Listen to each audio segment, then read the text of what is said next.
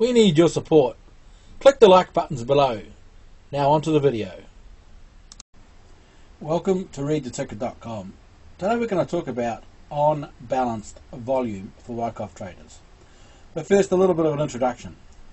Now on the chart, on the screen, you see the typical geography for a Wyckoff accumulation. Now what's the most important here, you see abbreviations PS, AR, SC, ST, SOS, ST, SOS, LPS, what have you.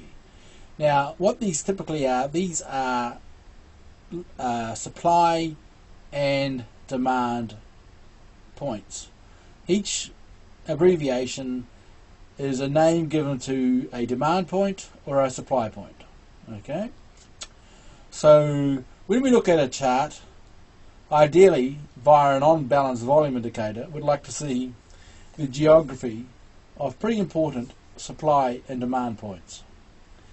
Now, as we are Wyckoff traders, we're interested in supply and demand on the chart, especially where it directs us to a continuation in trend or a change in trend.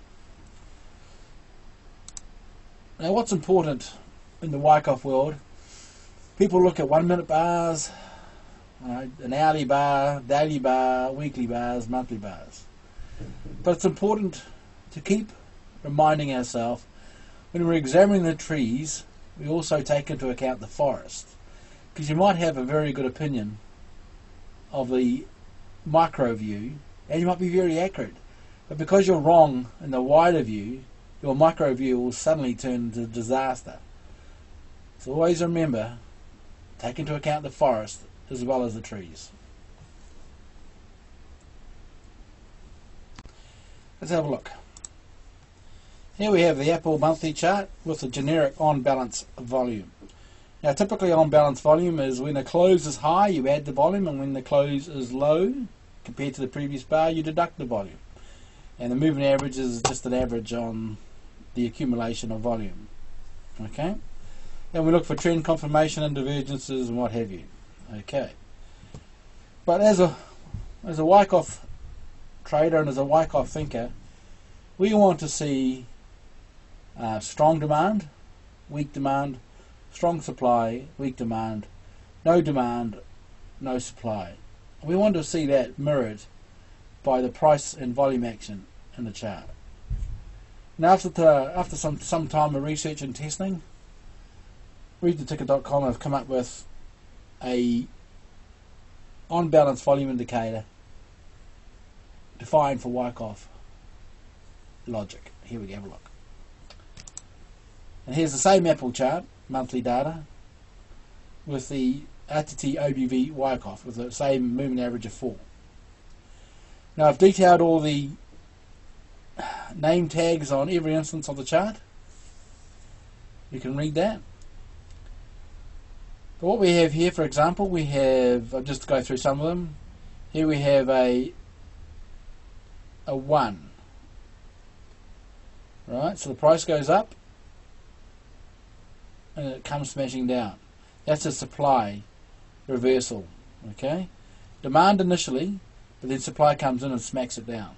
Okay, and then straight away inversing that, we get some supply and a reversal. So it's a 1.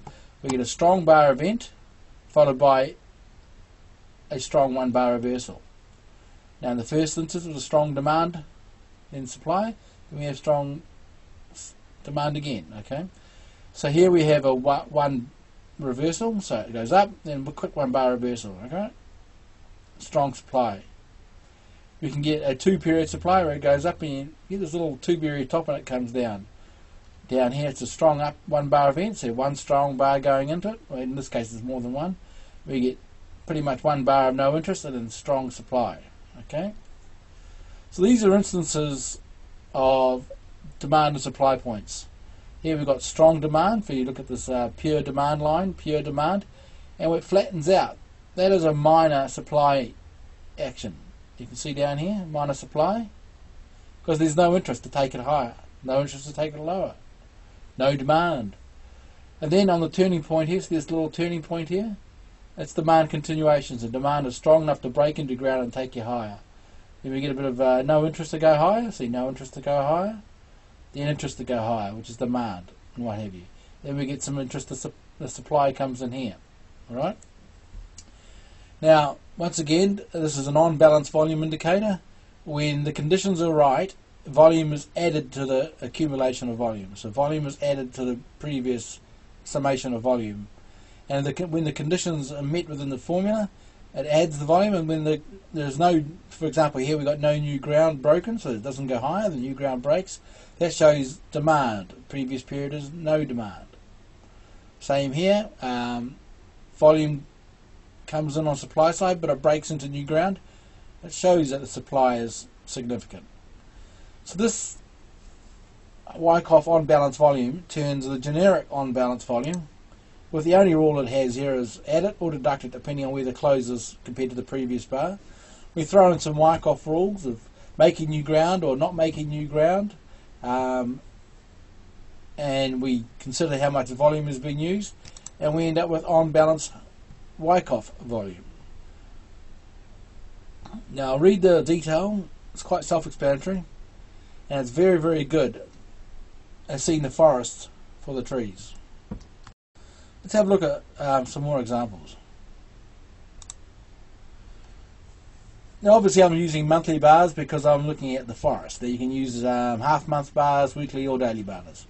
But here we have an example of the Dow Jones 1929 to about 1938, which is obviously pretty dramatic in the old stock market world. So this is the reflection of demand and supply. Now first you might think, oh well, yeah, I understand it, but let's have a closer look and look at some divergences.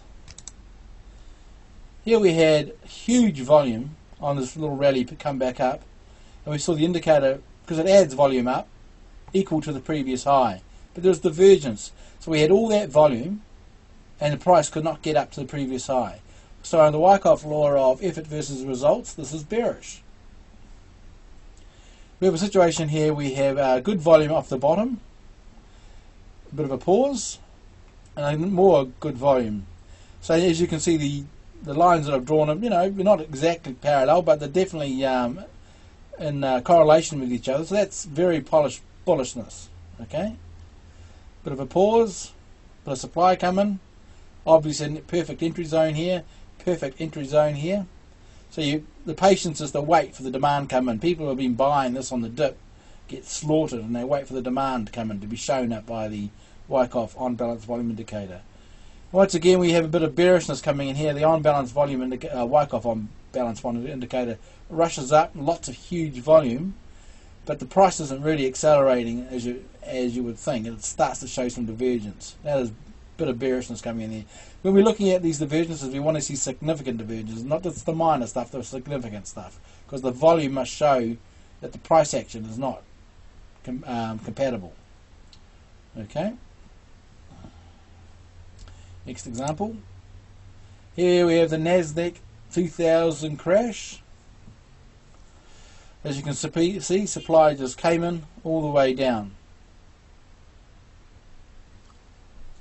Let's have a look at a few divergences. Here we have, once again, huge volume coming on the downswing. And as you can see, the Wyckoff on balance volume really does race down far too far. That's because all this volume, the law of effort versus results, is that there's some actually demand coming in. Okay. Another example. This is Netflix monthly. Now I'm showing a lot of monthly charts because I prefer monthly charts. It's the first chart I refer. I just want to see the on balance volume picture. With the Wyckoff, I want to see what the supply and demand is. Because there's lots of noise in the charts, and you're looking through a lot of charts. I just want to see, right, this is good, this is bad. Let's have a look. Oh, there's a bit of no interest, a bit of calm before the storm. I want to see strong supply signals that are reversed quickly. Like that, that's a great buy.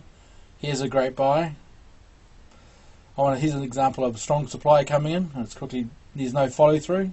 That's great. I also just want to see where, if the zones play the Wyckoff logic. So you get, demand come in, supply come in here, no more supply and it's accumulation, bang, you're off to the races. For example, here's strong demand, the point here.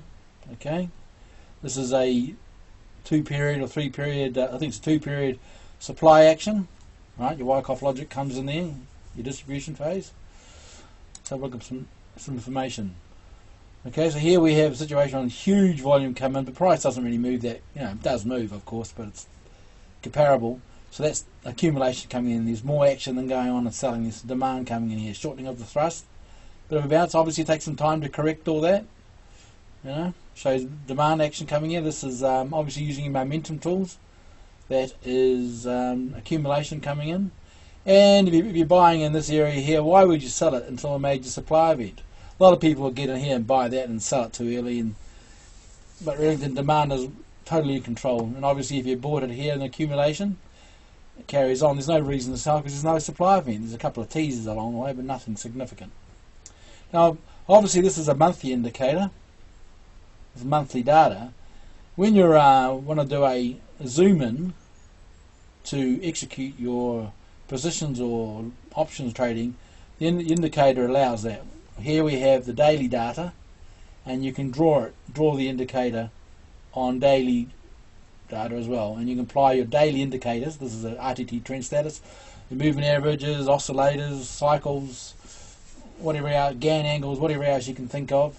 You can go in there and you can determine the Wyckoff phase action, supply and demand, an appropriate time to get in. Obviously the longer this goes, this is a lack of supply, so the demand is going to come in and it carries on up.